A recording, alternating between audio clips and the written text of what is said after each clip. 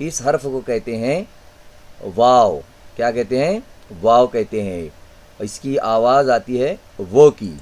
ये देखिए, ये जो तस्वीर नज़र आ रही है आपको, किस चीज़ की नज़र आ रही है? ये पुलिस के कपड़े हैं। वेरी गुड, पुलिस के कपड़े। इसे वर्दी कहा जाता है। क्या कहा जाता है? वर्दी। हाँ, वर्दी कहा जाता है। वो से वर्दी, वर्दी, वर्दी।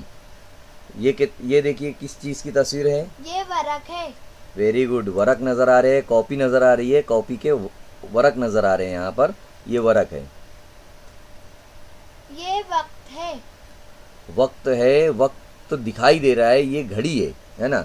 ये घड़ी है, और घड़ी में क्या बताया जाता है? वक्त बताया जाता है। तो ये वक्त बता रहा है यहाँ पर। और ये वकील है। हाँ, ये वकील है, एडवोकेट कहते हैं ना इसे, वकील।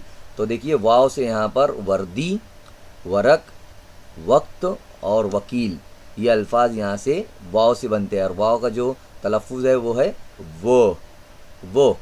वर, वर्दी, वरक, वक्त और वकील।